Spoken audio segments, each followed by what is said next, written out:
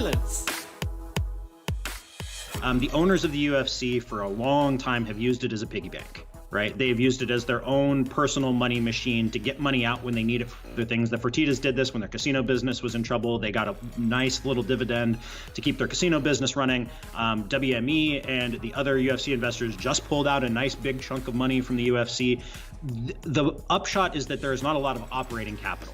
They do not have a lot of cash on hand. So if you're not going to be running events, then you don't have cash coming in, and that eventually means the collapse of the business. So on the one hand, this is pure self-interest, right? These companies feel like, I think that's where Dana White's bluster is coming from. Like, I think he feels the guillotine, the edge of the guillotine coming down, you know? Like if the UFC can't run events, it's not like they have all of these deeply rooted structures and like this fine system that's going to see them through the next 6 to 10 months. The UFC runs like a clown car, you know, barely kind of puttering along from one event to the next, trying to plug holes as they come up because they don't have a lot of staff and infrastructure.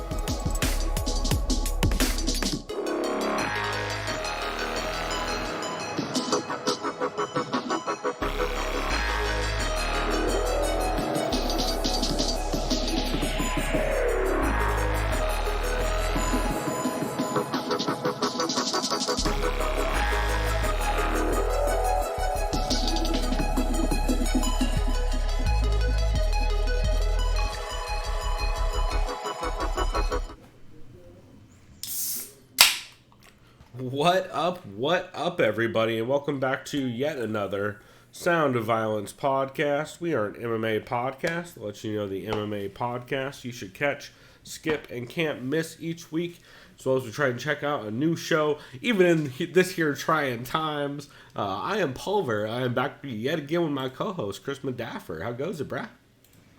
It's going, man. Staying indoors, not going outside.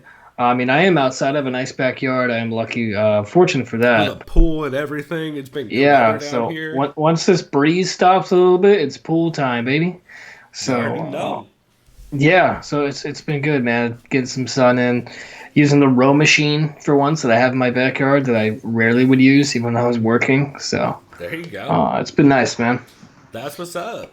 Yeah, so I have been, man, I've had a crazy fucking week. As you guys have heard, if you've been listening to the daily quick recap videos I've been doing on our YouTube channel, just talking about what podcasts I'm listening to each week or each day.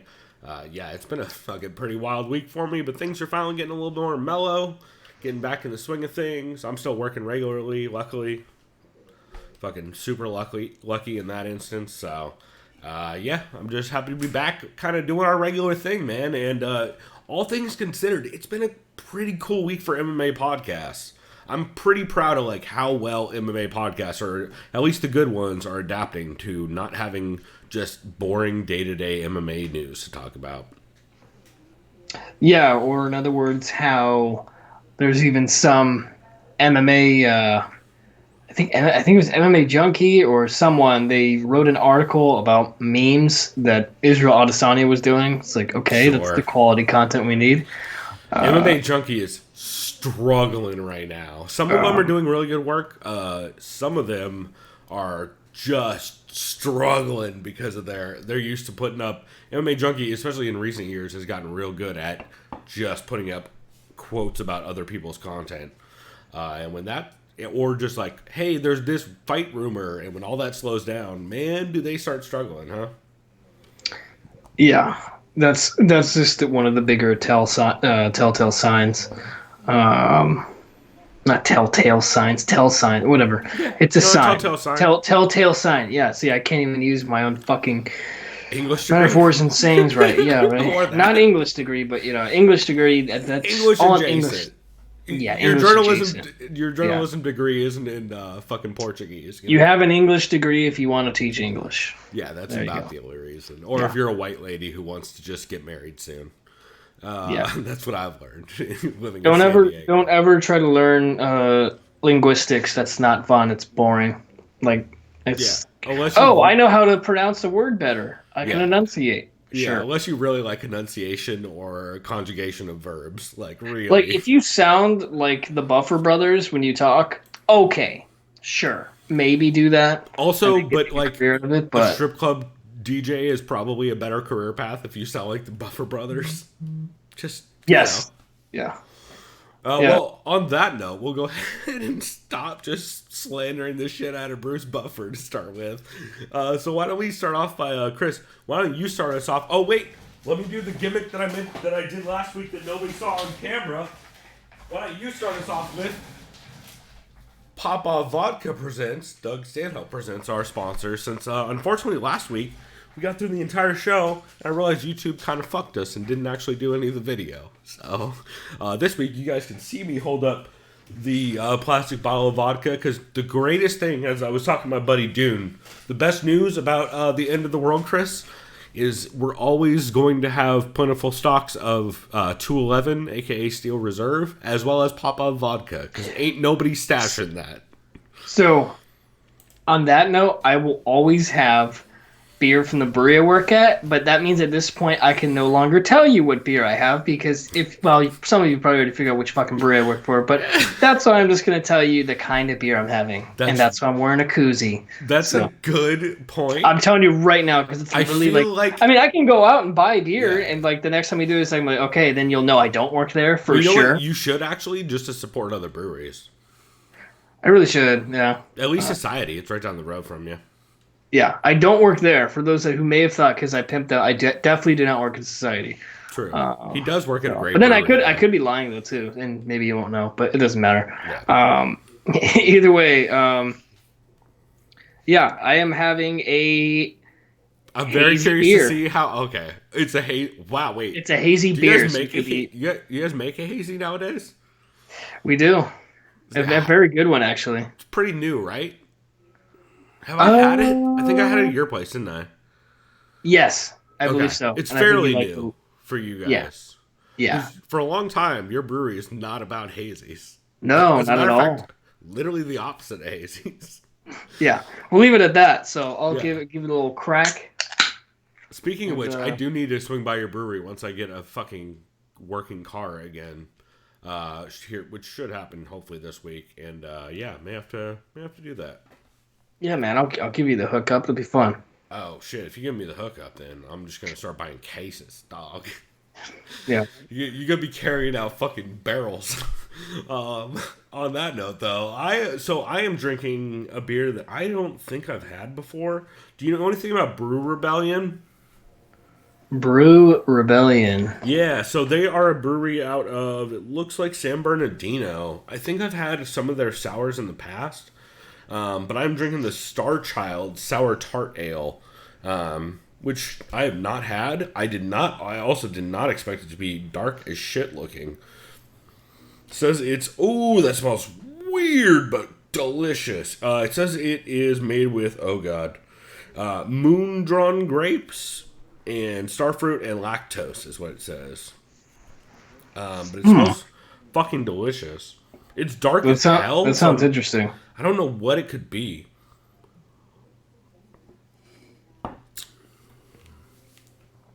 Whoa. What is that? It's almost like... Man, that is really... I'm going to have to look this up on Untappd just to try and figure out what it is, because I don't even know what style this would fit into. That is weird. It's delicious, but it's really, really interesting.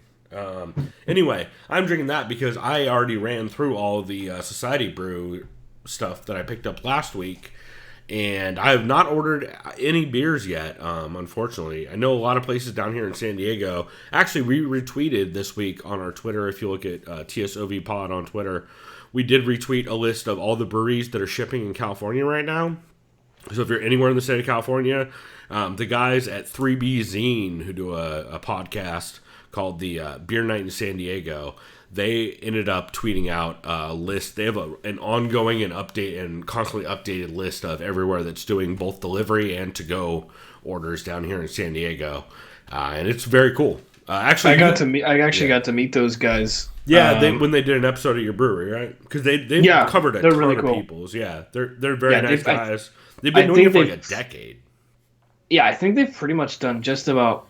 I mean, I don't know about every brewery, at least in San Diego County, but a lot. Yeah, they only feature San Diego like county local stuff, and they are deep in the scene and friends with everybody. So, very cool to see them doing that stuff, and it's cool to just see breweries all of a sudden in San Diego be like, "Oh yeah, by the way, the state's just allowing us to mail you beer now," which is like a thing that's been illegal as shit in California for like a decade. Probably 2 decades, actually. Yeah, because I was just on. So what about out of state or like interstate? Only within the state. That's what I thought. So that's as far as shipping alcohol anywhere, right? Yeah, and also not just that, but also specifically California, we have like weird restrictive laws about shipping booze. Just in general, like we just recently, within the last, I want to say 3 or 4 years, we're allowed to ship booze at all.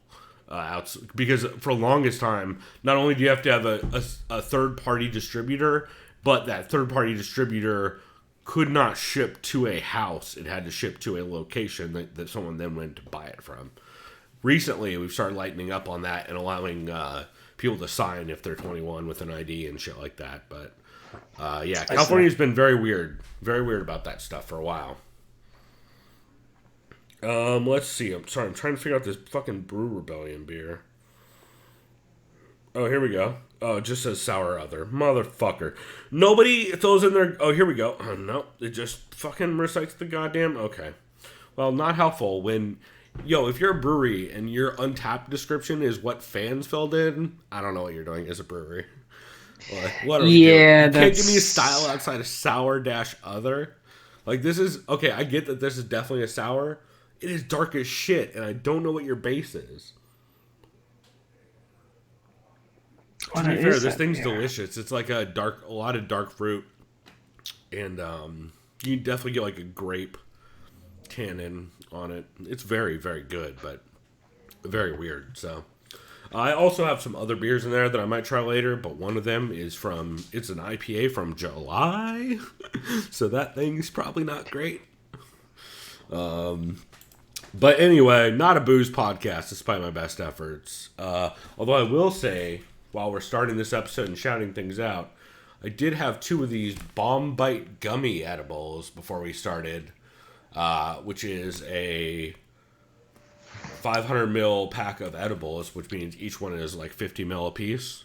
You're fucking crazy, dude. That was 100 milligrams is nothing. Maybe. Yeah, but dude, remember I told you last night I had like 10 milligrams, I think, and I wanted to fall the fuck. My eyes were so heavy. Like an hour later, I remember I was like, "Oh, I'm not feeling anything." Well, and also one, like this. Yeah, number 1, these are sativas, which makes it a little bit easier. And number 2, I have the highest edible tolerance of. Clearly, I'm like very close to Joey Diaz levels. Yeah, stars of death. Well, yeah. It's not even like it's not even a weight thing, because even when I was fucking weighing like whatever I was weighing back in the day, 150 or whatever, I just always had a super high edible tolerance.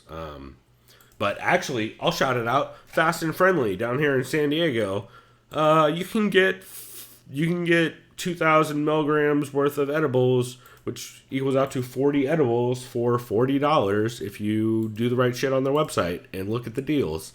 So $1 for a 50 mil edible a piece, if you get 40 at a time, pretty good deal. So big shouts to them, because that shit's tight. But on that note, we are not a booze and or weed podcast yet. Give us a couple weeks of no MMA and we might be. And also I should shout out the reason why I had an edible is because we are going to be in the second segment, which actually will not be the second segment. It'll be a separate episode released probably Wednesday or so. Chris and I are going to watch an old card. Did we decide on which one we're doing yet? No, but I don't know. I guess we're in talks. Our original thought was King of the Cage Wet and Wild. It's King of the Cage 7 Wet and Wild. So that's the current plan, but we may come up with something else. We'll see. But yeah. So on that note, why don't we go ahead and jump into format and actually get this shit going? So, Chris, you want to start us off with the MMA podcast you recommend people catch this week? Yeah, so for the catch, I have The Man and the Myth, Sean L. Shoddy and Chuck Mendenhill's podcast from The Athletic. I forgot. I remember you mentioned this to me. Tell me which episode it is. I can probably tell you. Like, All I know, what it's about. I think it was their most recent one. I went to their website. Actually, let me pull it So up. I have it on my... they put out 2 this week. Is it the one where they give awards? No, this one we look back on UFC 189. That would be the episode released on Wednesday. Yeah, it's when they talk a lot about 189. So yeah, they discuss 189. They look back on. They say this is still arguably. People argue it's the greatest pay-per-view of all time, as far as like. Yeah, Sean O'Shaddy thinks so for sure. Yeah, and I remember I looked up that card. I was like, what? Like, goddamn! Like he's kind of right. Like just the way there's. I think like. I don't even think there's like I think there's like 1 or 2 decisions in the whole card. Yeah. Or something fucking crazy. Like there's just nonsense. Like I remember the main event was McGregor and Mendez, and just the hype behind that was insane. Ramifications of Aldo pulling out of the fight last minute. Just so many other good fucking fights on there. They talked about that, the escalation of that, and the outcome of that leading up to I think it was 194. Was that the one with Aldo McGregor, or was it 193? I think it was 194. Anyways, they're talking about like never had before in the UFC really had press conferences you're right. in new locations throughout a week, and the hype behind that, and they're like, we would love to see that again. I'd like to see. I mean, well, we can't really see any of that shit now. Man, yeah, you and I have been saying that since that fight happened. That should have been an immediate rematch. Yeah. Oh no, I'm talking about just we can't really see press conferences leading up to the fights in general as far as like on a consistent basis. Not now, meaning like literally now, what's going on now. Yeah. As far as that rematch, I mean, I think Mendes is retired. I don't mean the Mendez rematch. I meant the Aldo. Oh, rematch, Aldo? yeah. I don't even know if I'd want to see that now. I think the McGregor... Mendez rematch would have been interesting too, but yeah, not nowadays for either. No, I think honestly McGregor starches Aldo. I think if they rematch, even at 155. Yeah, I was gonna say unless it's 135. Because Aldo clearly doesn't care about leg kicks anymore. So good luck. So yeah, since his accident. Yeah. They talk about. I know I'm gonna get this wrong. It was either Matt Brown versus Tim Means. Yep, you nailed it. Matt Brown. It was Tim that Means. one, right? Okay, yeah. They said that was a fucking crazy fucking fight. Yep. And this is a fighter I almost forgot about. Thomas Almeida. The hype behind that dude. He was supposed to be like the next Renan Barão, Brazilian fucking just dude bantamweight that just tracked. Yeah, and I remember someone had tweeted out like, "Oh, this dude's fought a bunch of cab drivers and he's got all this hype," and they're like, "Okay." That was Cody Garbrandt. Yeah, and then they fucking put each other against each other, and Garbrandt got that crazy knockout. Yeah. Which ironically, they've had kind of similar career trajectories where, like, although clearly Cody Garbrandt made it to a much higher level of the sport, they both just fell off a cliff when people started figuring out that their entire game is based around brawling and they get clipped in the pocket. It's weird, too, to think about Garbrandt's best performance against Dominic Cruz, who's considered the GOAT. Yeah. I know some people will say Dillashaw, but he popped for a bunch of juicy stuff. Yeah, the GOAT at that weight class, we should clarify. At that weight class, 135.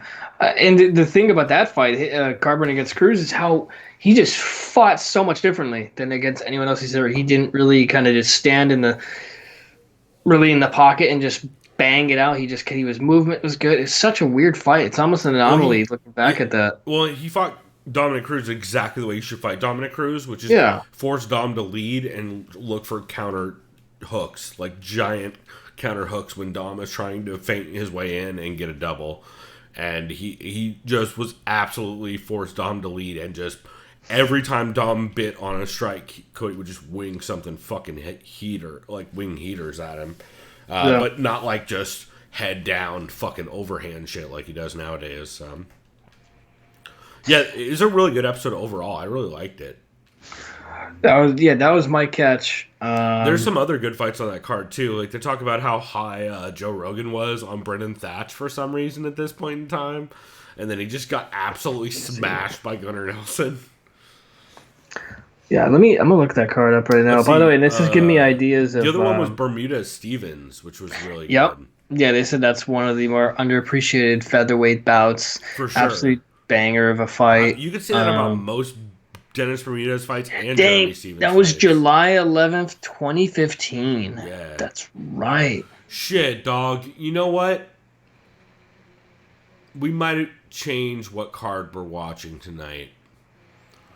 because Holy fuck, dude! Yeah, this card. I could see why this is called one of the GOAT cards. Holy shit, the co-main was Lawler and McDonald too. yeah, that was the God co-main damn. to Connor. Jeremy and, Stevens, Bermudez, Gunnar Nelson, Brendan Thatch, Thomas Yeah. Almeida, Brad Pickett, Matt Brown, Tim Means, Alistair Mike banger of a Schwick, card. Cody Garbrandt, Henry Briones. Yeah, the undercard's kind of rough, but yeah, it was pretty fucking Wow. dope. So Chris, here's my question: do we watch the last card that took place in San Diego tonight, or do we wait until they announce that card is canceled? The next San Diego card in May is canceled to watch that card. We could just watch it tonight. It's not happening at this point. The fucking ticket's supposed to go on sale yesterday. Oh yeah, and they never went on sale, did they? No, they can't. Like I remember They you and can. we were gonna go to that fight. Here, Like actually- all of us were. There's gonna be like I remember I was counting like people that are hitting me up. I was like, oh, there's gonna be like 8 of us, and I was thinking I can even buy all the tickets, and I will send everyone Venmo requests. Yeah, As you're right. soon They as- never released the tickets. No, yeah, no, it's a fucking shame. It's like UFC comes back to San Diego, and then I mean the whole coronavirus. That's a whole thing that just happened. You know, it is what it is. I can't just be like, oh fuck you, Corona, because it's No, you more- can absolutely say that, but I mean, yeah, if I'm Dana White, right? yeah, you can Yeah. say you don't give a shit about it, Chris. Yeah, I don't give a shit about no virus. I am the virus. Yeah, a fucking dog. People get cancer all the time. Dude, do you remember swine flu, Chris? Oh, Oh my god, he is such a dolt. Anyway, yeah. I guess we'll decide at the end of this. So, spoiler alert: we don't know which card we're watching this in the middle of this week, but it should be fun either way. I was actually thinking of almost watching what we do is we could watch individual bouts where you go, okay, we'll watch Tony Ferguson winning the Ultimate Fighter, and then you could watch something, or yeah, I mean, you could like think of something, or Yeah, you know what? We'll keep playing with it throughout the episode, and we'll see what we come up with. But yeah, really good episode of Man in the Myth. I like that one for sure. Let's see. So I guess I will jump into one of my catches for this week since I got a couple. The first of which you guys might not expect. I didn't even think they were going to release an episode because the last thing we heard, they're not going to release an episode till UFC 249. However, DC and Helwani, episode 2 is back, and it's really good. DC and Helwani is like a really good show. I like it a whole lot. Of course, hosted by Daniel Cormier and Ariel Helwani. It's a really good episode. DC opened the episode talking about how he got scolded by both Helwani and Max Holloway online this week for going to Home Depot too many times. Like, they both sent him messages like, DC, going to Home Depot is not self-isolation, you motherfucker. Stay at home. He's like, he finally starting to get it. And DC is in full panic mode. Also, at some point during this episode, DC gets accepted into the black community, or adopted into the black community, I should say. Or sorry, Ariel gets adopted in by DC. I was gonna say Well, I mean, arguably they both need to be adopted in, depending on what kind of sweatpants DC is wearing at the time, because some of that shit does not fly. But it was really funny overall. It's just a fun, lighthearted episode. DC tries to figure out how to make the 249 card happen. He's like, here's what I do. If I'm Dana White, here's what I do. I tell everybody in the United States, you need to go to wherever the closest top 10 fighter on the card is. So Jar Eubanks, I'm sorry, you're driving down to Florida and you're meeting up with Jacare or whoever. And it was just a lot of that. He's like, okay, so how many countries do I gotta go to? Like, yo, not Jan Blachowicz, Ion Kutalaba, you're probably not on the card, dog. We're not going to Moldova. It was pretty good. that's pretty funny. And then overall, other than that, he talks about how Habib is currently in Russia. He went back to Russia to finish his camp out, which, by the way, as of today, Russia is closed for flights. So, we'll see. I mean, we can both agree, neither one of us thinks this 249 card is happening in April, right? I don't think it is. Where do they hold it? Other than this- you don't know my genius plan. Wait, oh no, was that on our main episode last week where I come up with our genius plan? It was to host it on Alcatraz. Yeah, The Rock. Yeah, there's only one place you can hold. I've been tweeting that out all the whole time this week. Everybody's like, where should they hold the card? And I just tweet the picture of Nick Cage with the fucking You green should- balls. Yeah, the VX gas. Yeah, You know what you do? exactly. Instead of the scene where he sees Lambo, the guy's like, dude, you just fucked up your car. And he always says, it's not my car. You say, it's not my card. There And you it go. just like, Just had a yeah. big D to the end of it. Yeah, Yeah. that's God funny. damn it.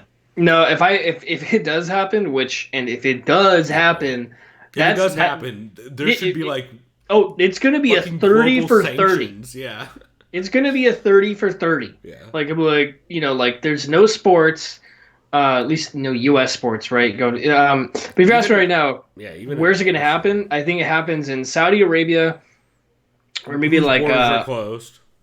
oh really? Oh Yeah. damn. They've been closed. Remember South Korea? No, they're all closed down. No, South These- Korea is. But see, here's the thing: is South Korea is one of the most on top of its countries in the world when it comes to the medical situation. However, why- they're that on top of it because they're not allowing people in. That's how you have those kinds of stats. Is you don't just let fucking Americans fly there with their goddamn diseases and cause problems. Yeah, Yeah. it's not gonna happen. I No. mean, if it does, If it does, it's gonna be in Florida. yeah. When I was looking on Twitter, even though Twitter's a mess always, I was in Florida. They said it's probably the most likely. And even Vince McMahon had to close the WWE training center in Florida this week, I heard, which is a bad sign for Dana White. So, yeah, it should be interesting. But, yeah, overall, DC and Helwani episode 2 was really good. A lot of pro wrestling talk, which is like, whatever. I mean, that shit's going to happen if you get Ariel and DC together. Or an Indian, like a Native American, like a reservation, right? Yeah, I mean, yeah, if you really want to, but like they're running out of reservations. Like if they could have done that for the Oklahoma or for the card that they were talking about moving to Oklahoma to do that, they would have done it. But like, Yeah. they're way past. Good luck, like getting people from state to state at this point. And also, how do you get Habib into the country? Yeah. Like, you just try and charter a private plane to Russia and then out of Russia, which means you're breaking 2 different countries' flight sanctions right now. Yeah. Like, it's farcical that any of this is ever going to happen. But a big reason why I really like this episode, too, though, is because they talk a lot about the old, like, some of their old favorite fights that people don't talk about too much.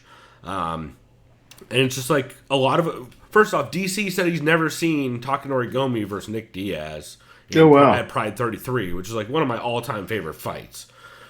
Good God, if you guys have not seen Pride 33, go watch that card. That is a banger of a card. But, yeah, overall, it's just a lot of fun. They talk about a lot of the old, like, bangers on Strike Force and WC back in the day and stuff that people sleep on. So, definitely recommend it. DC and Helwani episode 2. Better than you think it would be.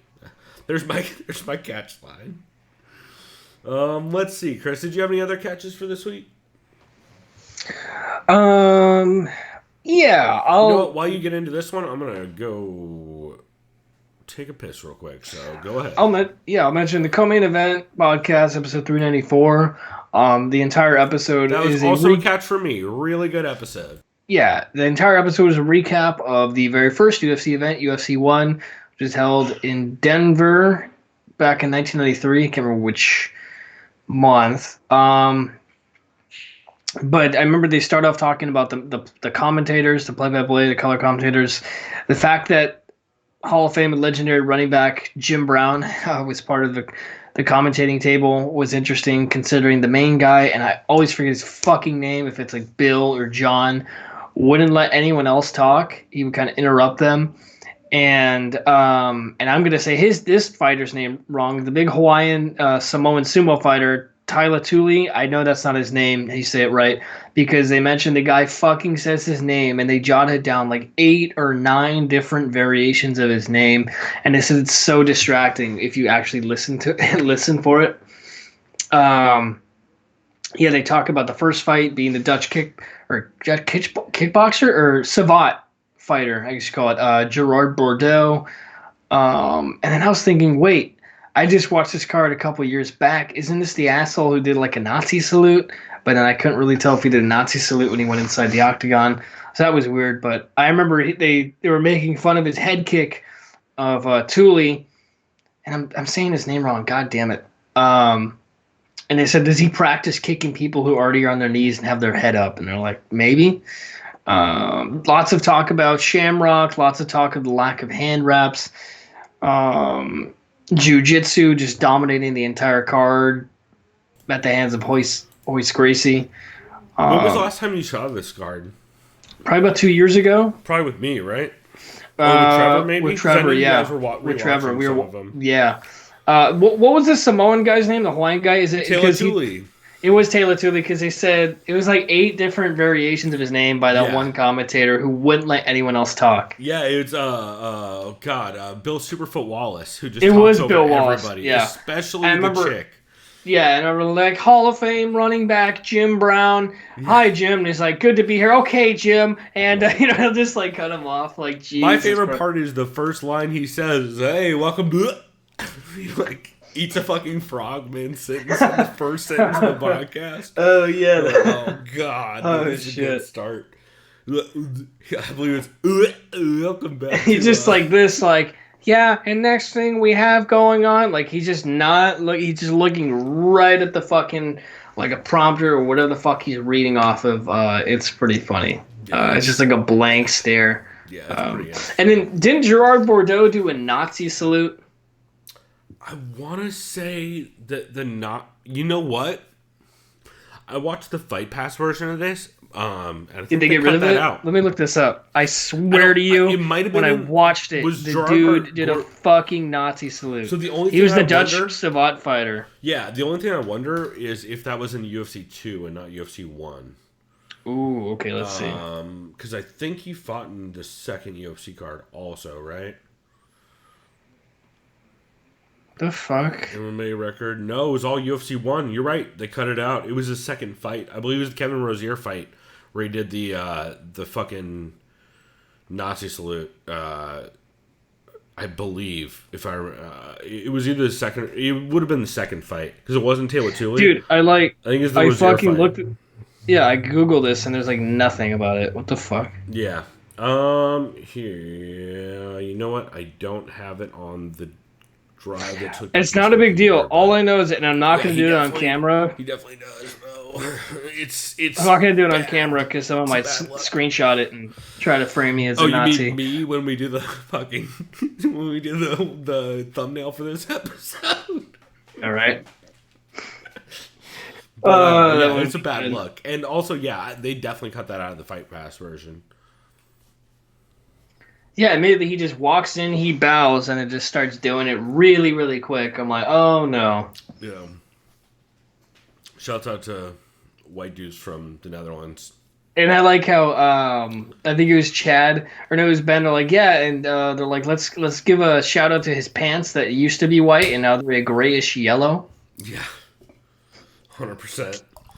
Yeah, UFC 1 is a fucking experience. I actually watched the UFC 1 card the night before I listened to the CME episode, and it makes it a lot more fun. They also hint that they're probably doing the UFC 2 recap for their episode next week, which that makes me realize what was the first UFC pay-per-view or event, I should say, really, that implemented everyone wear gloves, or what's known as the gloves now? I don't know the first one where it was a rule. I know the first person, at least as far as I remember, is Tank Abbott, because he was wearing weightlifting gloves, is what they originally were. And he was the one that came in because he was worried about breaking his hands, smashing people in the face. That's right. Which he was doing with mad consistency back then. Just like fucking sleeping dudes and making them seizure and then making fun of them for seizuring. Fucking Tank Abbott is... because wasn't Tank Abbott the one that kind of brought in Tito? Because Tito's like, I want to do what this guy's doing. And he hit him up and he brought him in to train with him. And that's what got... Kind of. There's a weird history with him and Tito in Huntington Beach, for sure. But, like, who knows what stories are real and all of them. Because I remember, I'm only going off this because I finally watched... the Tito and... for 30 for 30? Yeah, really good. Is it? It's not like, it won't blow you away, but if you like just that rivalry, you'll enjoy it. Like yeah. I kind of just I didn't really give a shit about that 30 for 30 because it's so UFC influenced that like they fucking it's so basically hard about a Tito big- being terrified, which is bullshit. and They it's didn't a want to big pay Tito. anti-Tito. Tito's a coward. It's like Tito's dumb as a rock. Is basically like just Dana. It's like sitting down, like, oh, he's one of the dumbest people I've ever had work for me or whatever. It's Which is like, hilarious because, like, by the way, I would love to see an IQ test between Tito and Dana. I think Tito, ironically enough, probably does better. that's fucking illegal. Yeah, exactly. Yeah. Oh, well, yeah, but Co-Main Event episode 394 was a catch for me as well. It's a really, really good episode. Let's see. And then, so my other catch for this week was MMA Roasted, episode 489 and 490. Probably episode 491 as well. I just didn't get a chance to listen to it yet. Because MMA Roasted is going about daily, like semi-daily right now. They put out 3 episodes this week. Essentially, Adam Hunter and Mayhem Miller both decided, like, hey, we don't have shit going on, and Mayhem needs to do things to stay busy and not lose his motherfucking mind. So they're just doing regular ass podcasts like as often as they can. So the first episode I listened to was 489, which had Mayhem Miller, of course, as the main co-host. They also had on Adam's comedian buddy Preacher Lawson, who was on for a little bit, then dropped off. Bisbing was on that episode, as well as Phil Baroni. And That's right. man, what a fucking episode. It's a lot of talk about Bisbing calls in from his half mansion, as he's wanted to do. And it's a lot of talk between him and Mayhem about like just their tough season and all like the drama they had back in the day and stuff. And it's really interesting. It's cool hearing, man, Mayhem is, you forget because of how wild Mayhem got towards the end there, but dude is super funny, and now he's like sober and real clean. It used to get from Mayhem. It's like the early days of Mayhem prior to Tough, and man, it's just really good. Yeah, I'm gonna have to check that out. I saw that on the feed. I was gonna because like I remember I've told you times before. Mayhem used to be, and remember this is when I would listen to the Jason Ellis show when I'd be driving and doing deliveries and audits. He was hilarious with Jason Ellis. They had good chemistry, and he would just have all these crazy stories when he lived in Miami and go out to the clubs, and he would. Yes, is this a little kind of sociopathic? If you're a professional fighter, do this probably. But he said he would go up to like the biggest frat bro looking guy or affliction tap out looking guy, hit on his girlfriend, and he said he just wanted a reaction. But then he would get like a bunch of meatheads trying to fight him, and he'd start like an all out brawl in a fucking nightclub. And he's like, "Yeah, man, I don't know how many times I knocked out like 3 or 4 people one night." Yeah. And then run away. No, he's got unscathed and like not arrested. I'm like, okay. He's got a lot of those stories. Actually, even on this episode, he tells the story of, without a doubt, the craziest podcast recording story I've ever heard in my life. I don't even want to give away spoilers. I'll give you 3 hints. It involves a bottle of rum. It involves Mayhem having a knife sticking out of his bone. And it involves the police.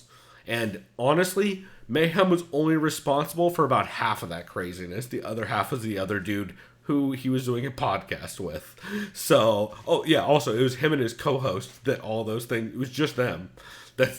It's a crazy story. I don't want to give it all away, but it's fucking insane from both sides. And just holy shit. And then after that story, Phil Baroni calls in from Albuquerque, shirtless, popping his pecs, and shit just goes off the rails. Yeah, the best ever calls in. He talks everything from being in Thailand and taking a fight, and he's like, "Oh, I thought I was making so much money, but then I fucked up the exchange rate by a 0. So it ended up that actually after I bought him a round of drinks, I was broke." Like, what? He fought 4 times in Thailand, and he ended up fucking the exchange rate so bad that after like a round of drinks, he was broke. Which is a very Phil Baroni story. Evidently, he's back in Jackson Wink, and he's training for a fight in bare knuckle right now in Miami in 8 weeks. Phil also keeps calling coronavirus SARS over and over again, but like not as a joke. Like he literally multiple times looks over to the chick hanging out with him and he goes, "What's this shit called, SARS?" It's the best. Dude, I bet you Phil Baroni probably wouldn't even realize that he has Italian blood. Like he seems that dense. Like, I mean, I don't know. I bet he's very aware how Italian is. I know that's a joke. It's like he's probably like, what is corona? He'll for like, sure fuck you up for thinking you're making fun of him if you say gabagoo though. He'd be like, "What the fuck did you call me?" I'm positive. Hey, do you ever play Mario where you kill Goombas? No, Would you call me? Yeah, he'll 100% speed bag your head like you're Dave Monet if you fucking come at him like that. Guaranteed. But yeah, it's just a fucking wild ass episode. And then also MMA Roasted episode 490 was pretty wild as well, where they had Jessica I call in. She talks a lot about just getting into it with Betch, her car accident, living in Vegas nowadays and trying to date. And then Rashad Evans calls in, going full shaman, as Rashad Evans tends to do nowadays. And yeah, it's a pretty wild episode, all of them. So I highly recommend it. Also, I believe on episode 491, I want to say they had Dean Thomas on, along with I forget who else that was also this week that I did not get a chance to listen to. So I'm very high on MMA Roasted and the stuff Adam Hunter's putting out right now. I think it's a lot of really good content, and just, man, that show when it's hitting and when they have when they're getting good guests and they're, especially with Mayhem nowadays, kind of the momentum of the show is much better than when it was like fucking Ween Dog and some of his buddies just screaming over each other. So I'm really enjoying it. So MMA Roasted, I can't recommend highly enough this week. Hell yeah, that's something I definitely have to check out. No diz out. Also, I forgot to mention off the top, the 3 pieces of news for MMA podcast that stood out to me this week was 1, MMA Roasted going nearly daily, which we were just talking about. Number 2, which we mentioned previously, the A-Side live chat is moving to Monday, Wednesday, and Friday for the time being. So they're doing 3 a week, which is pretty cool. And then the last one is MMA and Beyond is currently on hiatus, which is the podcast that Ray Longo does with Manimal and a couple other people, Steve up at Longo Weidman. And since that gym is on hold for the minute, and even though I believe Bill Welker from MMA on the Rocks reached out to him to try and say like, hey, you guys want to do it remotely, I can help you set it up. But evidently for the time being, they're on hiatus until they decide whether or not they want to start doing remote stuff. So things to keep an eye on. But let's see, Chris, did you have any MMA podcasts you recommend people skip this week? Yeah, this is actually really easy. I haven't listened to him in a while. I like him a lot as a person. I think he's insightful. He's funny. Try to get back into You're Welcome with Uncle Chael. Couldn't do it. Really? Too many ads. Yeah, that's to be fair, nothing wrong with what he was talking about. I enjoyed what he was telling me. He had some great stories about Dan Lambert being in altercations, like on a highway or some shit like that. I can't remember what the fuck it was all about because I was kind of in the backyard. Yeah. And the one thing is, I almost forgot Dan Lambert now has like an anti-trash talking policy at ATT because of Colby, and it's just like I get it, because Colby's one of his golden childs. I mean, so yeah, makes sense. It's smart to implement it too, because I mean you kind of have to at this point. There was going to start being like fucking gym wars and shit. It was going to turn into like old school like top Brazilian top team type fucking warfare. Yeah, it was going to get bad. So but there's nothing wrong with what Chael had, but he would talk for maybe 5-10 minutes and then he'd be. It was just going to an ad just suddenly. I'm like, God damn it. And I'm like, how much do I fast forward? And then he's talking about something again. And it's just like, ugh. Yeah, it's frustrating. And it's one of those things where I partially blame Chael, but I also partially blame Podcast One, who is the network he is with. I think it's mostly Podcast One. Based on their... It is, but also the host does have an option, or at least it seems like the host has an option. Because, for example... Now it's a different tier of Podcast One that Submission Radio is under. They're under the Australian fucking arm of Podcast One, for lack of a better word. So like there is some some malleability in where you place ads and how many ads you place. For example, Zane Lamprey is also previously with Podcast One, although I believe he left because of similar problems. Adam Carolla is, of course, famously has been with Podcast One.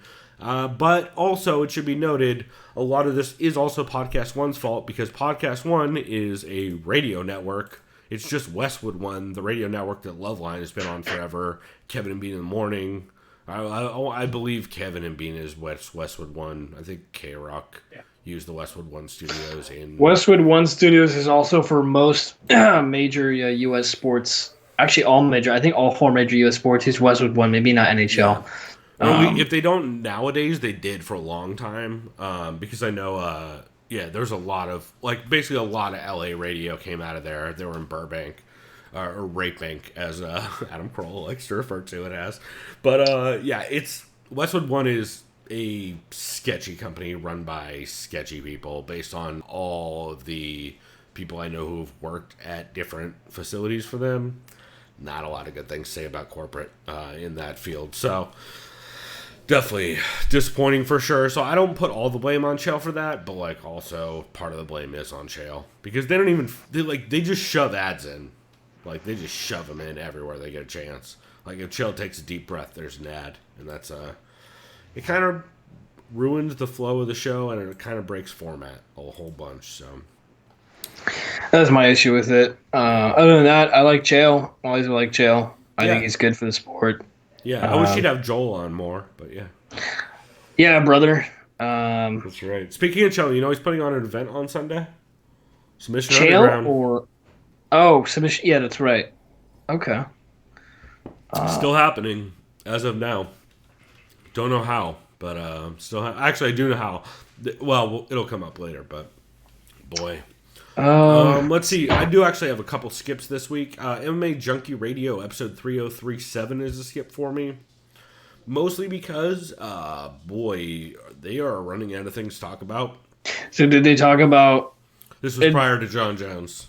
I was going to say, should we talk about the John Jones thing? I have my thoughts on it. My only thoughts is it's adorable that he had a bottle of Recuerdo Mezcal on him. See, so when I saw that, I was thinking, Malky. I was like, wait, isn't that like the tequila mezcal that Masvidal is associated with? Yeah, you know who their manager is? Oh, it's God damn Malky it. and Abe, so I'm guessing that's how that happened. I know, yeah, Masvidal is Abraham. Yeah. Oh, man. Yeah, it's a bad Did look. you watch the body cam footage? No, I don't. I've been in enough of those situations. So, I don't enjoy watching body cam footage ever. But so I heard all the accounts, watched it, and it'll come in my can't miss. They talk about it. Let's just say that John just terrible at dealing with police for how much he's dealt with police. He just does his best to worm his way and weasel his way out of everything. But he also is bad at it. Literally, you know what his reason was when they asked him, "What are you doing out here, sir, tonight in your car?" I was getting stir crazy being locked up in my house, officer. So I decided to take a drive downtown and yeah, exactly. I wanted to talk to the nice homeless people here and show them that they're still human beings. I'm like, dude, this guy is just trying so hard to just get at it. I'm not going to commend him for that because that's not commendable. Especially if you're drinking and driving, which is fucking insane, and you have a loaded handgun that you fired off. Allegedly, because they can't prove that yet. To be fair, they did say they found the shell. They found the shell casing that matches up with that said handgun. Yep. Not looking good. Yeah, especially since he's right across the street from a closed strip club. Yeah, so basically, when you watch the video, it's just when you're drunk and and you're in trouble, he gets very emotional at the end. It's just like, he knows he's fucked. I don't know. Also, hey, genius, maybe practice counting backwards and doing the alphabet backwards once in your life if you're going to drink and drive that much. Oh, his excuse was... his daughter's dyslexic, so it's not a big deal, dog. I didn't hear that part. He fucked up the numbers, and he goes, my daughter's dyslexic. Oh, see, I was fast-forwarding. That's not genetic, by the way. He said, sir, I have short-term memory loss, and I have ADD, or something like that. Yeah. He's really bad at dealing with cops, man. Someone who's dealt with cops most of his life, ugh. let's get out of the way. What do you think? Do you think it's going to get stripped of the title, or do you think since no one's fighting, nothing's going to happen, right? Happens. It's gonna. Yeah. They're gonna be like, we're investigating it. Nothing's gonna happen in the court system for at least 6 months, and unless Albuquerque really tries to fuck him, which right now they're probably overwhelmed with every single part of the system, and it'll probably go under the radar. I think it was Okamoto or Bronstedt or someone, and I can't say this verbatim because I don't want to just. I saw an MMA journalist. There was a tweet where it said, "Look back at when Jones was last in court in 2016," and the judge literally goes, "Hey, son," he's like, "I can't your gun." He's like, "Otherwise, it's." I don't know. I just have no faith rich people ever get any actual jail time. So, especially in a small city like Albuquerque. So I actually had one other skip. You know what? Fuck her. Mackenzie Dern just leaves her. I don't know what she did to her audio. Wait, what did they? Did they have multiple episodes? 3. They're doing 3 a week right now. What's up? They're doing 3 a week. They did Monday, Wednesday, and Friday. Oh, fucking that! I have one that I put on here. I don't even know which one that was I listened to. I can tell you which one it is when you bring it up. It's probably Wednesday, I'm guessing. But was there no guest? No, there was a guest. It was entertaining. Was it Casey? It was Kiesa, yeah. Oh, Kiesa. That's the Friday episode they did today. Or yesterday. Okay. Yesterday. I didn't catch that one, actually, so we will talk about that shortly. But, yeah, the Monday episode, Alex K. Lee sat in for Pizzi. And Mackenzie Dern and Anthony Smith guested. The reason it's a skip for me is Mackenzie Dern's fucking audio is so brutal. I believe what she did is she called... Yeah, exactly. I believe what she did is she called in via Skype and wasn't using headphones because there is a horrible echo only when she isn't talking.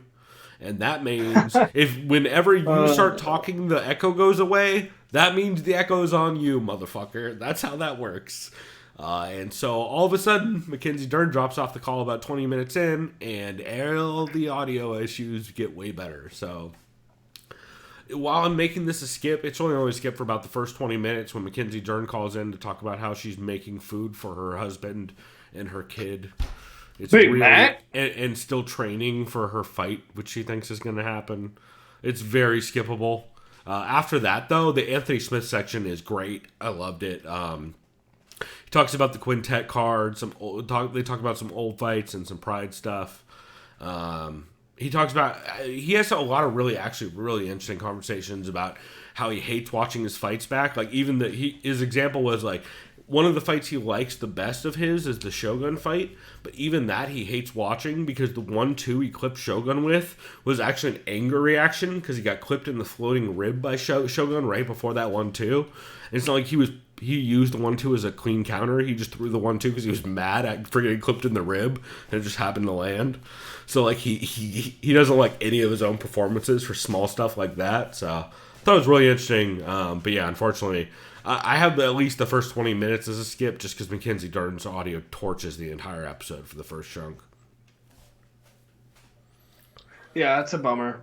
Yeah, and it's also something that like, while I wish Mark, wow, what year is it?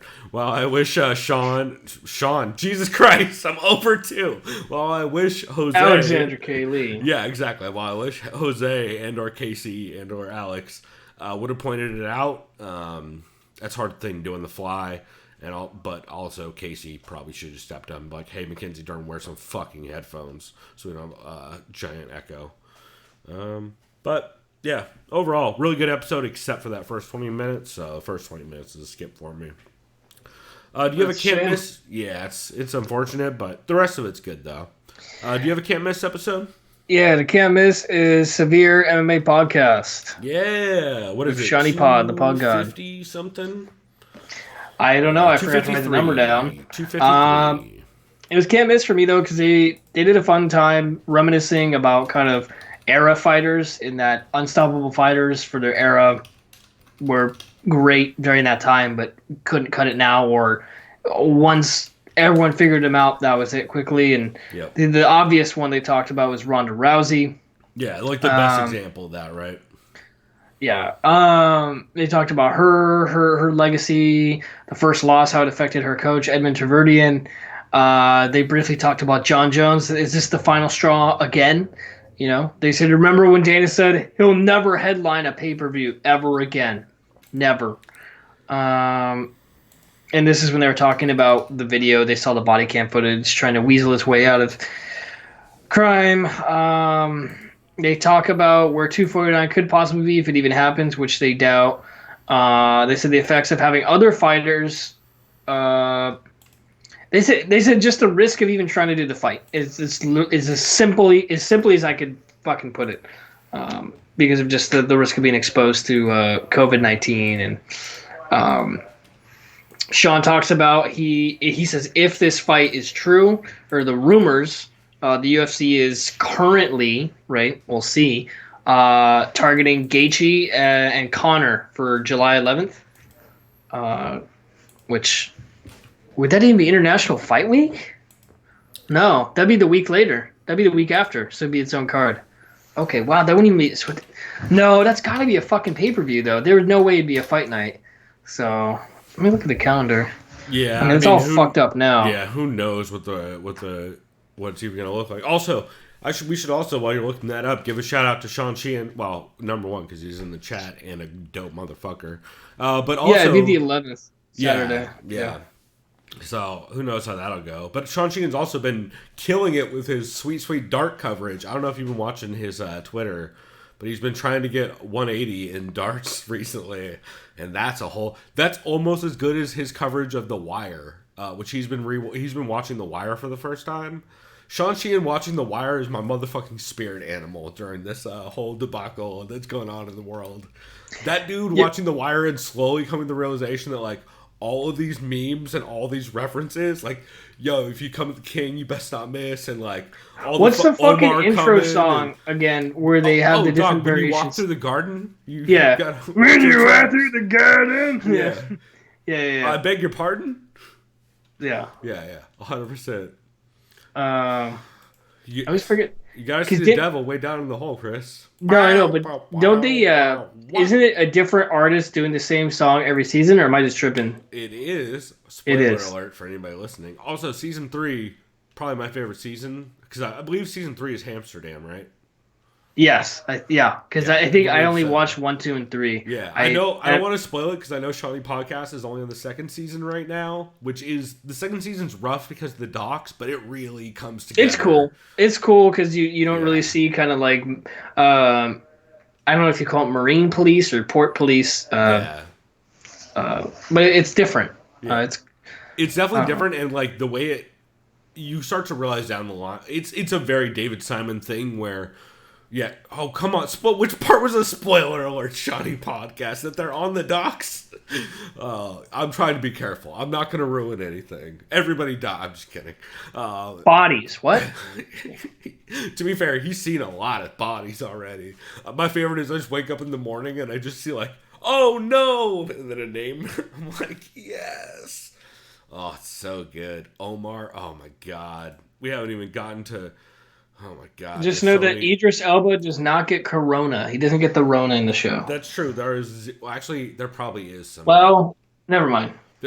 You know what? I guarantee there's some R.I.P. D'Angelo indeed, Sean Sheehan. Also, I should say, motherfuckers right now in Baltimore are walking around saying, "I got that Rona." Oh, guaranteed. It should just scare people. Got the Rona tops. Motherfucker. Yeah. Yeah. Motherfuckers selling vials with like Corona labels on them right now. Guaranteed. That shit is just facts. Oh my God. Also, if you, I will actually shout out, if you guys really like The Wire, there's a book called The Corner that David Simon helped write along with, should actually have it right here somewhere. I don't know where it is. It's behind something over there. But he wrote a book called The Corner that is absolutely dope. Man, fucking Fat Kurt. I believe his name's Fat Kurt in that. Fat Kurt. One of those in that. Oh, that book is really, really good, but like most David Simon things, really good, really depressing. But yeah. Anyway, we should talk more about the Severe MMA episode 253. But I just want to give a big shout out to Sean Sheehan's coverage on The Wire that he's been doing because it's been my favorite thing this week, probably. Oh, and then one last thing. Speaking of Sean, I like how he said, "What's the one?" Or someone asked him, "What's the one thing which casual fans knew about?" And he said, "How judging works." I'm like, "Fucking thank you." Yeah. And it's so obvious because I remember after the Reyes Jones fight, which that one makes more sense when people. Basically, every time I go, and I don't like to do this, I go to Instagram and I see comments right after it says "and still," like when Zhang Weili beat Joanna, and which is an amazing fight, very close. I watched that fight twice. I scored it first initially for Zong, and I scored it a second time for Joanna. Oh, so you So scored I'm like, the right way the second time? yeah, right. So I was like, oh, what did he call it a draw? Actually, I to be remember fair, a draw is... There's a couple rounds there that are real tight. I mean, you should call it a draw. Realistically, you're not going to do that. You don't want to. You shouldn't do that. That's what it is. You should not do that. I haven't gone back and rewatched it. I had it for JJ 3-2. But it really comes out of the fifth for me. The fifth, I absolutely gave to Zong on like too. both fights. I think I gave 2, 3, 4 is how I scored it for Joanna. Yeah, I think the fifth was close, and then there was... I think it was the fourth was close too.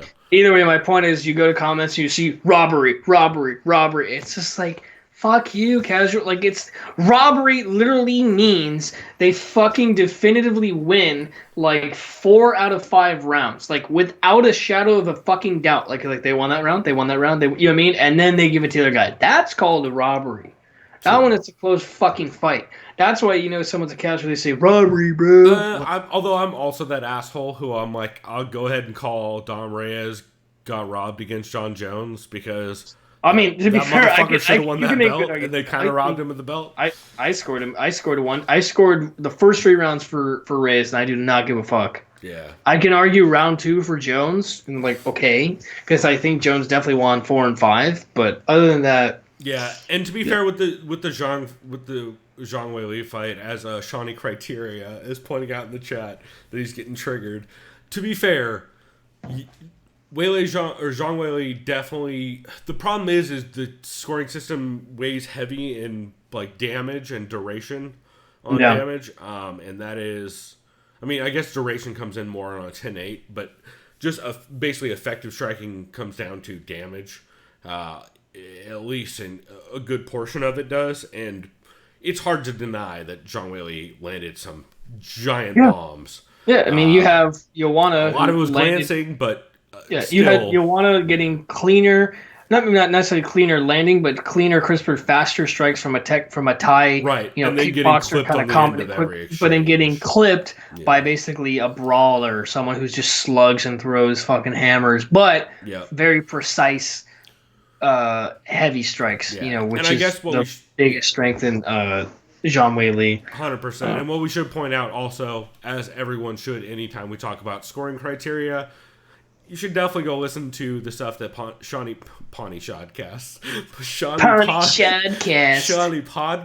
did with Ben Cartledge on the Severe MMA Patreon, because they're absolutely gold, and we all could learn more about scoring, because really, outside of like Sean Sheehan and oh god, what is he? I was gonna shout out his YouTube channel, but all I can remember is the word one and retro. One coin retro, maybe something like that. Anyway, Ben Cartledge is like one of the few people, along with Sean Sheehan and John McCarthy, who are constantly banging home what the actual criteria for scoring is and weighing in on it. Pawnee, Indiana. I can't even fucking say it. I guess this booze is working. Pawnee, Indiana Shodcast, as Sean Sheehan is saying in the chat. Which, if I try and say that again. Also, I'm very excited that the Pawnee, Indiana Shodcast is the home of UFC 249. That Indian reservation is going to come the fuck up. But on that note, now that I'm fucking stumbling over words and we're completely off the rails, I guess I will get to my can't miss episodes this week, which is Way After the Bell, which is TJ DeSantis' Between Rounds Patreon show that he's been doing. Way After the Bell for UFC 71, and he also did a Way After the Bell for WEC 44. This is a show that TJ DeSantis does with Oh my god, I'm gonna forget his name again. I do this every week. I know Nick Albert. Jesus Christ, why can I not remember Nick Albert's name? Way After the Bell for UFC 71 was with Nick Albert, and then Way After the Bell for WC 44 was with TJ and Rob Tatum. How these shows work is essentially TJ will, since it's only on their Patreon, TJ will play the audio of the card in the background, which I'm surprised he's doing, because normally he's very scared about copyright stuff, but he's just playing full audio from all the cards and talking over it. So imagine a Fight Companion, but if they had the audio from the card in the background. And it's real good. UFC 71 has everything from Goldberg sounding like he inhaled dust cleaner. That card also had Lieben versus Caleb Starnes. It had Josh Berkman versus Carl Parisian. Rampage versus Chuck was on that. Rampage literally walks out with the fucking scrolling LED belt buckle. It's a ridiculous ass card. And then of course WC 44, I believe, was Aldo versus Mike Brown, that had a whole bunch of different wild fights on there. So I've just been, honestly, this was the most fun content I listened to all week, because in general, I'm a big fan of Fight Companion stuff, but especially for older cards, it's been my favorite content that I've been catching all week. To be able to just put on an old card, put on TJ Santos and either Rob Tatum or Nick Albert, and just hear them kind of talk shit over an old card has been my favorite shit all week by far. It's just fun and lighthearted and great background noise for, like, if you're just trying to relax and not think about how everyone's dying and we're all doomed. Yeah, no, it's fun too to watch some of those old cards in hindsight, especially if you kind of where these certain fighters are at compared to when you just watch their card. It's really fun, and I know I just re-upped on Fight Pass for the first time in like 6 months. That's right, by force. I mean, it's fine. It gives me time to just go back and watch some classic bangers of fights, because I know ESPN, they've been adding a couple of fights. I just rewatched Dominic Cruz versus Dillashaw a couple of days ago, which is still a fucking wild fight as far as from a technical standpoint. But some of the older fights I wanted to look up, I couldn't. So now I can, and I know what I'm doing all day tomorrow. There we go. So, yeah. Cool, man. Let's see. Did you listen to any new shows this week?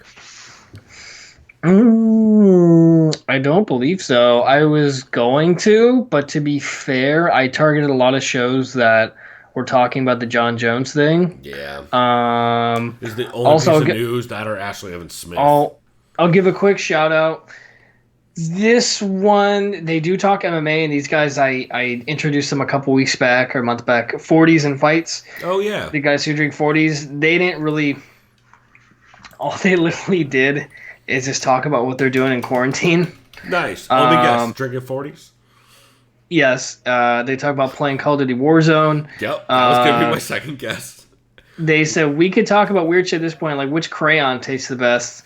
Mac and cheese, obviously. That's an easy answer. They talk about people losing their minds over the Tiger King documentary on Netflix, which I've seen that, and it's my dude. Oh my god, it's a thing. As someone who lives in the most hick part of San Diego, let me just say, fucking, I see some of those dudes on bikes riding around me, and oh boy. Let's just say this. That show is hilarious that I created Joe Exotic on MLB The Show. Yes. He goes left-handed, and he throws submarine style, and it's fucking amazing. Yeah. No, he's definitely Kenny Powers related. Oh, no, and he got drafted. I made sure he got drafted by the Detroit Tigers. Okay. Yeah, I had to make that thing. Perfect. And then there's that, and then my buddy Jake, he says he created Joe Exotic on UFC 3. He's like, fuck playing that game online. He says, but Joe Exotic looks hilarious. I gotta ask, how many people have told Jake he looks like, I'm not gonna say what happened to the guy, but the guy, is the guy's name Travis in that movie? That looks a whole fuckload like Jake? No, Travis doesn't really look like Jake. Because Jake's tall as shit and he doesn't have long hair anymore. Okay, he cut his hair? Because, dude, Jake and that dude used to have very similar hair, and are tall, lanky dudes from Southern California who are a little tan. No, dude, Jake's. I mean, I know Jake's. He's not tan at all. He's Okay. pasty as fuck. But I know your point. I get your point. Yeah. Like, they're not that different. If I was to pick anybody we knew that looked like that dude, it would probably be Jake. I guess. Yeah, it's maybe minus the tan. I don't know how. I can't remember how tall that dude is in the show, but either way, Joe Exotic's got it going on for him. Besides the millions of dollars, he convinces two, well, seemingly straight guys to get into gay marriage with him. So, Well, yeah, man, that aside guy from is. the jail time part. Well, yeah. If you ask me, he's winning. Well, not anymore. Clearly, he's in prison. Spoiler alert. No, but, clearly the bitch who. Oh, never mind. Clearly, Yeah. Carol is winning. Who didn't kill her husband? What? Oh, how are you gonna just fucking up and you're like the DC of this podcast, just fucking dunking on spoiler alerts. Oh People God. that makes people want to watch it. Like, wait, what? Killing a husband? What do you mean? No. And then they talk about like their favorite breakfast and food items during quarantine. And Perfect. then That's the what one I want. MMA thing they talk about is they said, hey, so Oliver, and I always forget the other guy's name. Do you have any breathalyzer stories that you can relate to, as in you're John Jones? And they said, why, yes. And they had some pretty good stories that were nerve wracking. And they said, Also- well, I wish I was John Jones. And Yeah. I'm like, wait, maybe I don't. Yeah, but pro tip, which John Jones should know something like this: don't take a breathalyzer ever. There's never a good reason to take a breathalyzer. Because if you're taking a breathalyzer, you're already fucked if you drank. Well, I forget. Can you actually even say no? I've never been arrested for suspicion. So I haven't either been arrested, but I do know if you start asking them hard questions about when the last time the breathalyzer was calibrated, they a lot of times will get real nervous about giving you the breathalyzer because they don't know the answer to that question a lot of times. And then at that point, it starts being like, well, we'll do field sobriety tests, and then like, if you've ever practiced a field sobriety test, you'll probably do all right. Because basically it's you have to line your feet, like walking like I think 9 or 15 feet, and then you have to usually do the alphabet backwards, and then there's a couple other things. Yeah, they sometimes do alphabet backwards. A lot of times they'll do the thing where they put your head up, close your eyes, and switch back and forth. They're basically just testing your balance and your memory. What was funny is I did with the body cam footage. They had like the biggest, most steroidy jacked cop possible, like this, like squared up, like looking at Sean Jones. I'm just thinking, even if you really want to, drunk, John Jones could murder this guy. Well, That's I what guarantee the dude can't stop a single leg. We could start there. And second off, he probably... Nah, I'm not going to make that joke. They probably know somebody in common. You know what I mean? Well, yeah. Anyways, that's all I got. Well, so we'll jump in here For briefly. me, yeah. I have a new show I listened to, which was On the Mat, episode 1, which is part of the Loudmouth MMA network. Blaine Henry started up a new show, and he had Davidson Baker, aka the Larry David of the Loudmouth MMA podcast network, on with Drake Riggs. And it was just a good episode overall. They talked a lot about the John Jones news and kind of what punishment, if any, he'll receive. Talk a little bit about the Ashley Evans Smith drama and just Dana White refusing to acknowledge that he would get beat up by 90% of the MMA media. Literally. And yeah, it was an interesting episode. They also mentioned that Mike and Craig are both leaving the Loudmouth MMA network, which I knew Mike Heck was. He announced that last week. We talked about it. Did not know Craig was leaving the MMA or the Loudmouth MMA network, which is a bummer because I love Craig's stuff. But yeah, that's interesting. So I know Craig was previously doing Early Stoppage with John Franklin. I don't know what's going to happen in that show, but I'm definitely keeping an eye on it. And then Craig also had another show that he did separate, which I don't remember off the top of my head. Yeah, I'm talking about Craig Allen. But I'm definitely going to keep an eye on what he's doing because I'm actually a big fan of Craig. I think he's a super funny dude who, I don't know, something about his voice quality and his snarkiness is like fucking right on my level. So I'm a big fan of that. But did you have any other shows you wanted to shout out as kind of an honorable mention? Yeah, mixed martial analyst with Dan Tom. Oh yeah, this would be episode. I think it's 1. Is Jordan Killian? He had a top 5. His top 5, yeah. top 5 MMA crowd reaction. I actually didn't get to write all these down. I'll just briefly mention the one that Jordan talked about. He says he recalls watching Tito Ortiz versus Ryan Bader at a Buffalo Wild Wings.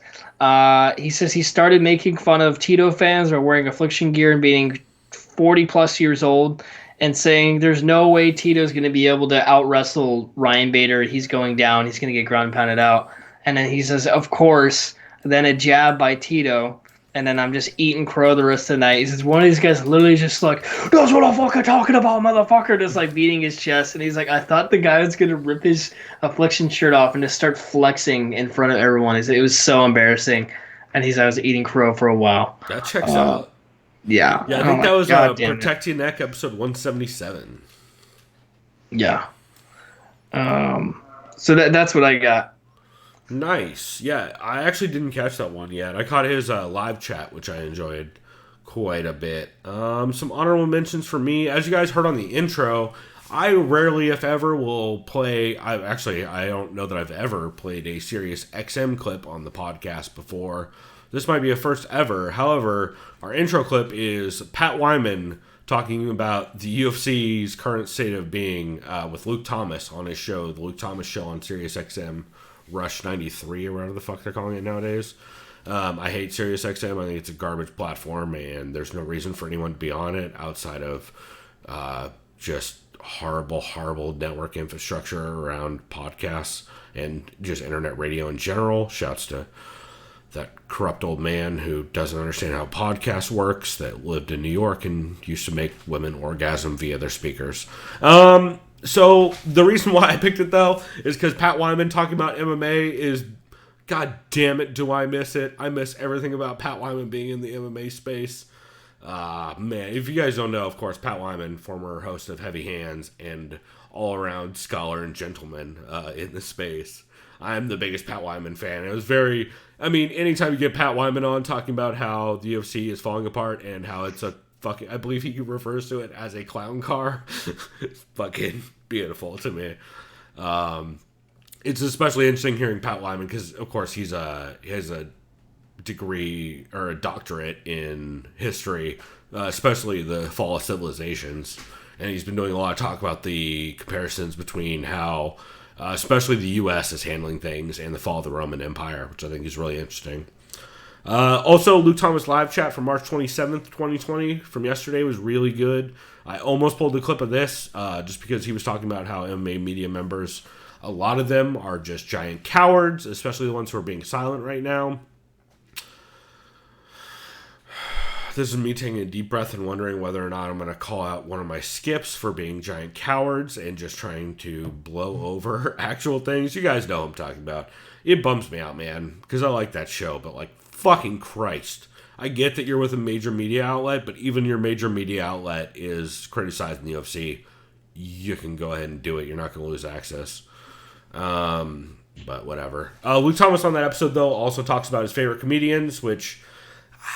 I know people don't like Luke Thomas and all, and maybe it's because of the same reason I like Luke Thomas a lot, which is every time he starts talking about his favorite comedians, I'm like, yeah, I think me and Luke Thomas would get along all right after a couple beers. Oh no, you can go ahead and say this, but I remember I listened to an episode where he mentioned about, like, I agree with like 90% of what he's saying, so go ahead. Well, it's every single time he talks about him, the first two people he always brings up, who are the first two comedians I always bring up when you ask me who the best comedians of all time are. It's Doug Stanhope and Patrice O'Neal, and it's not even fucking close. And so hearing him talk about that again is always good. He's also a big Bill Hicks fan. I like Bill Hicks a lot. I was going to say Bill Hicks and Patrice O'Neal because I remember he's the ones he mentioned a lot. Yeah, but he's a huge fan of Stanhope as well, which it's weird, but I totally get it. And also, you can get where Luke's love of Jim Beam comes from as well. So, yeah, anyway. I really like that. Coast to Coast Combat Hour, the Quarantine Combat Hour, with Ed Carbazal and Matt Hawkins. This is a really good episode because they talk about the old fights that got him into MMA. So Matt talks a lot about like the 1996 World Vale Tudo Championships in Japan between Marco Huas and Steve Jenham. Talk about stuff like UFC 53 and the Pride Openweight tourneys back in the day. Really fun episode where they talk about older stuff like that. Similarly, MMA on the Rocks episode 182 was very, very good. this is where I found out that MMA and Beyond is going on hiatus. But Jeff and Bill on that episode talk a lot about just their old favorite fights, everything from like Hendo versus Wandy to Chael versus Anderson, Forrest versus Bonner, Don Fry and Takayama. Oh, there's also a lot of good Don Fry, Chuck Norris jokes in this, where they just substitute Don Fry for Chuck Norris jokes, and it's real good. The Writer and the Fighter, episode 62 is really cool. That's where we heard this is their first episode on video. So a lot of fun food talk with Jake making fun of his girlfriend about eating all the skin off of his chicken, which is an ongoing bit on that show, as well as they talk a lot about, since Jake accepted the last minute grappling match at Submission Underground as a favorite at Chael. I believe he accepted it like sometime this week, and it's happening on Sunday. I know both him and Chris Sunshine Lencioni both did that this week.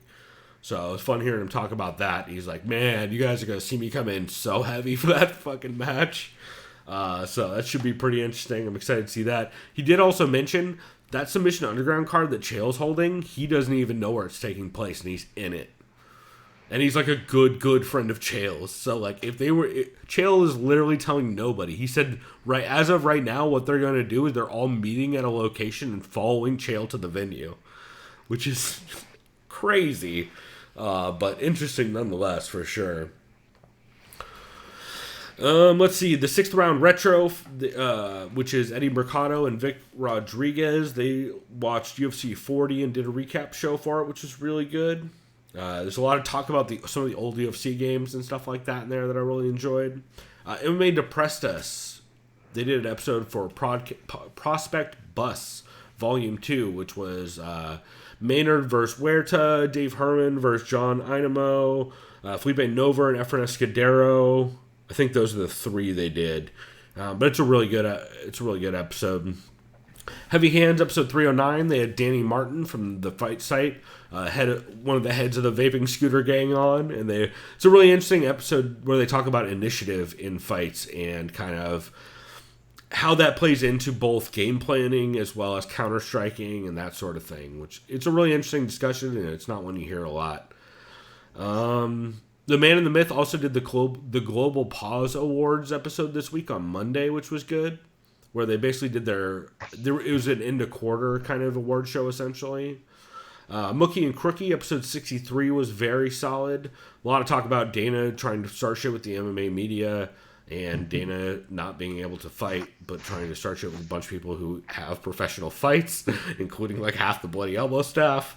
Or how about just the dude he was talking shit about, Luke Thomas, who we all know could beat the fuck out of Dana. I mean, it's not even a debate. Yeah. Dude, it's not even close to a debate. Believe You Me, episode 209 was really weird.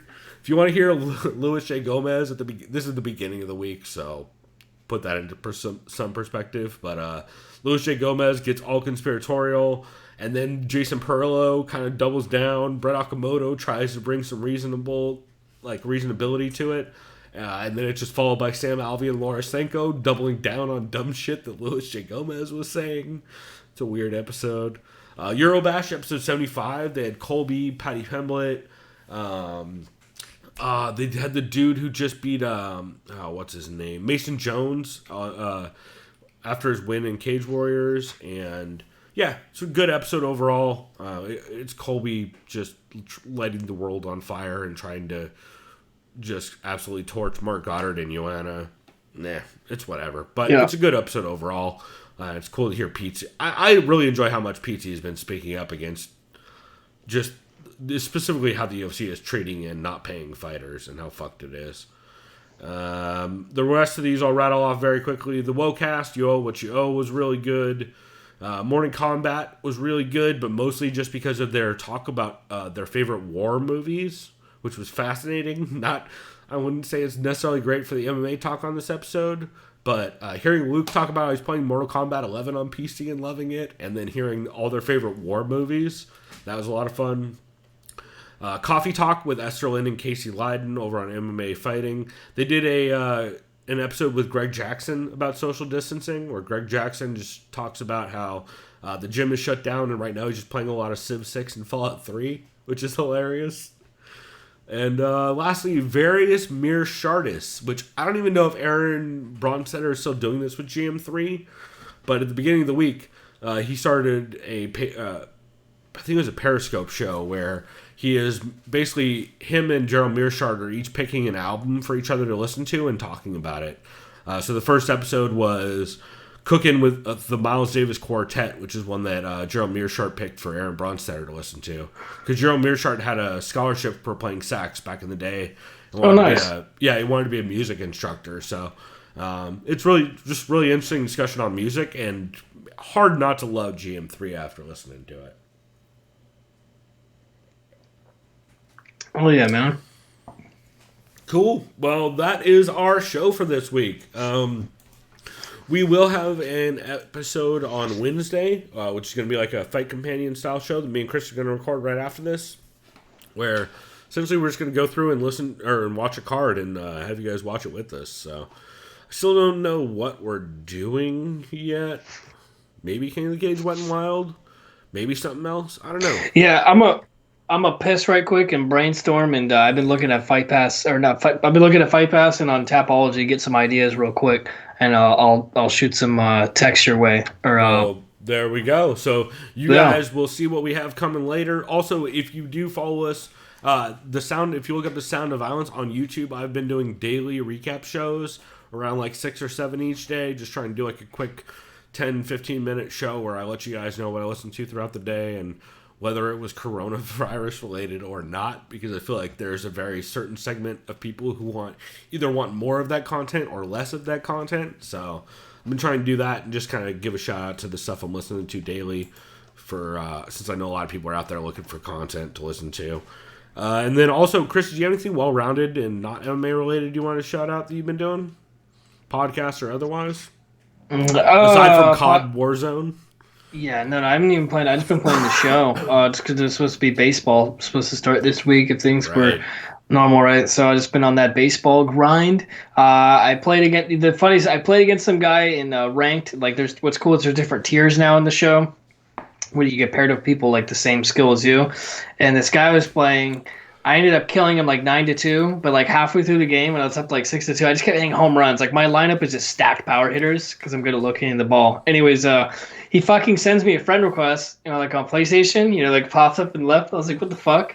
And so I'm like, I'm not going to check this because you only have 2 minutes to pause or you're like forced to forfeit. Right. So after I killed him 9-2 and he quit in like the 6th inning, it's like, bro, help me do a mission. All I need is one home run and 4 strikeouts. If you help me, I'll let you win. It's like, dude, why the fuck you think I would check that during the game when it could take, like, no. There's zero sympathy. Don't let me, like, I'll let you win, sure. Like, no one would fall for that. And it's like, I'm glad I kicked that dude's ass. It's just the hilarious shit. Like, come on, dude. Right. You're playing online. Like, what do you think this is? That's right. Yeah. Yeah, and then shouts out to Chris D'Elia's podcast. It was fucking really funny. Congratulations. This week, his most recent one on his YouTube page or on Spotify was funny because he plays the audio from that very disturbing clip from last week about the stupid asshole kids in Miami. Right. It was pretty good. Yeah. That's what's up. The only ones I wanted to shout out, it's The Real, their quarantine rate. Every time I do that, I've done that 17 times this week. It's not quarantine, it's quarantine. But yeah, it's The Real, their quarantine radio episodes have been absolutely fantastic. And then 3B Zine, episode 258 is really cool. That's a podcast down here in San Diego they essentially went through and ordered a bunch of the both the delivery and to-go options at a bunch of local breweries down here. So if you live in California, that's probably something you would want to check out because you can see the delivery options for that stuff. So we're going to go ahead and wrap this here, and then we will be back on probably Wednesday-ish to release our episode where we're going to do a Fight Companion for a random old card. So we're going to go tape that, and until next time, everybody, you can go follow us on Twitter, TSOVPod. Follow us on YouTube at The Sound of Violence. If you subscribe and hit the bell thing, it'll tell you when we're actually going live. You can see some of those daily recommendation shows I've been doing. So gonna wrap this here, but until next time, everybody, go do something decadent. We out. Late. Liked